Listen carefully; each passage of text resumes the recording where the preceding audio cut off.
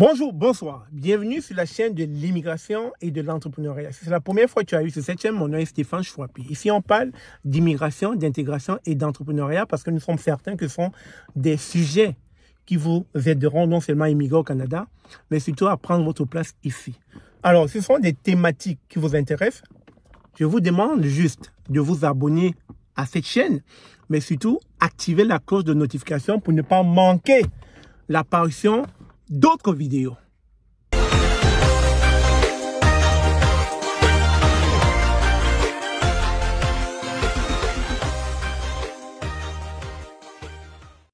Bonjour, bonsoir. Bienvenue sur la chaîne de l'immigration et de l'entrepreneuriat. Il ne sera pas question de parler dans cette vidéo d'argent. Vous savez, on en a tellement parlé dans cette vidéo. Comment gagner cet argent, c'est tellement difficile. Aujourd'hui, ce ne sera pas l'objet de notre vidéo. Il sera question dans ces vidéos de parler de nos enfants. Oui, vous avez bien compris, de nos enfants qu'on envoie tout le temps, tous les jours en Occident, au Canada, en Amérique, en espérant leur donner un avenir meilleur.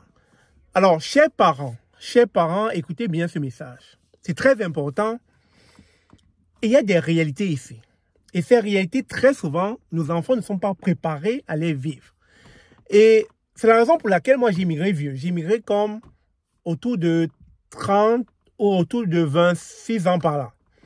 Et je me suis souvent rendu compte que lorsque les enfants arrivent ici très jeunes, c'est-à-dire qu'ils partent de chez leurs parents après le bac très jeunes, une fois ici, lorsqu'ils font face à des difficultés, ils sont désemparés.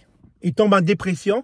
Et c'est pour ça que vous allez tout le temps voir des enfants qu'on ramène très souvent au pays, qu'on vient chercher ici, qui ont perdu la tête, qui sont devenus maboules, qui ont perdu le nord.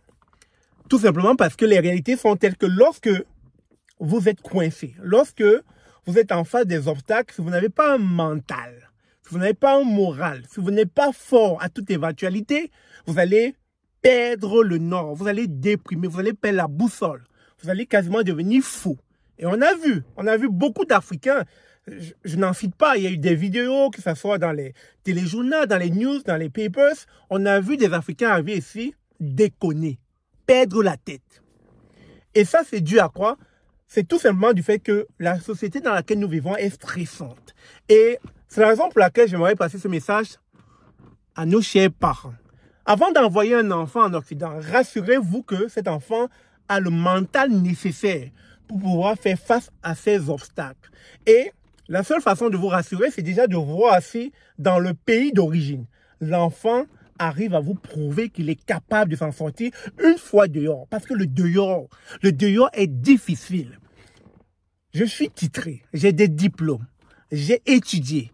Mais n'en demeure moins, il arrive très souvent que je perde mon emploi. Il arrive très souvent que je me retrouve dans des situations où je suis obligé de faire 3 emplois, 4 emplois, parce que les conditions de vie deviennent difficiles. Et si je m'arrêtais juste à mes diplômes, je serais limité. Donc, à un moment donné, je n'ai pas souvent trop de choix que de mettre mes diplômes de côté et d'aller me battre à l'extérieur comme un homme. Donc, c'est la raison pour laquelle j'ai vraiment envie de passer ce message à nos chers parents qui se battent corps et âme pour pouvoir envoyer leurs enfants à l'étranger, qui font des tontines, qui font des cotisations. Mais, franchement, les parents, prenez le temps d'observer parmi vos enfants quel enfant que vous pouvez envoyer à l'étranger. Parce que c'est pas tout le monde qui est appelé à immigrer. C'est pas tout le monde qui est appelé à voyager.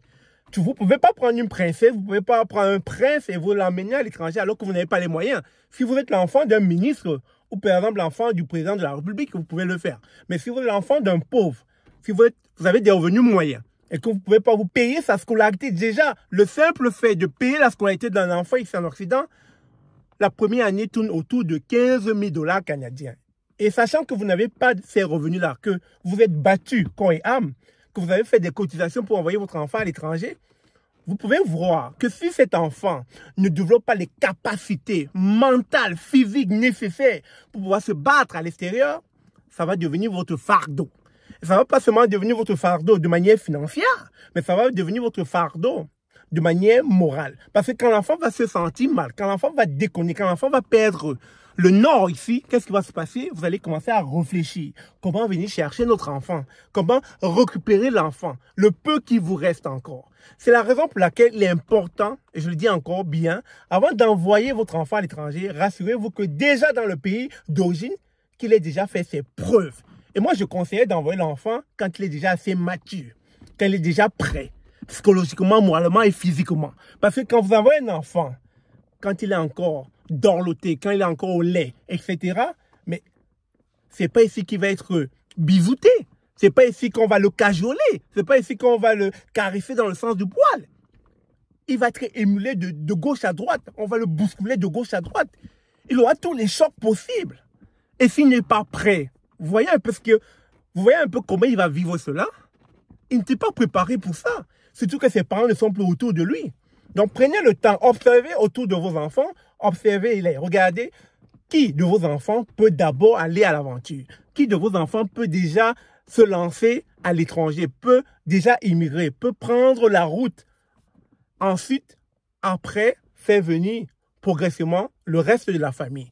Il faut bel et bien qu'il y ait un référentiel quelque part. Et ce référentiel doit être le maillon fort. Ce référentiel doit être enraciné afin que les autres puissent, je dirais, s'accrocher sur lui afin de s'intégrer. Parce que si vous envoyez, soi-disant, l'enfant que vous pensez intelligent, mais qui moralement, mentalement n'est pas prêt, ça va devenir un gros fardeau pour vous. Alors, c'est en gros ce que je voulais vous partager ce jour. Pour conclure, prenez le temps, avant de faire immigrer votre enfant, rassurez-vous que moralement, mentalement et physiquement, cet enfant est prêt à encaisser tout type de choc. Parce que les chocs ici, il y en aura. Sur ce, n'oubliez pas de commenter, liker et de partager cette vidéo. Parce qu'il est important que les parents sachent réellement ce qui se passe de ce côté de l'Occident. Parce qu'on a trop souvent vu des enfants arriver ici, devenir fous. Et ça, on n'en veut plus. Sur ce, on se dit à très bientôt. Je vous aime. Mouah.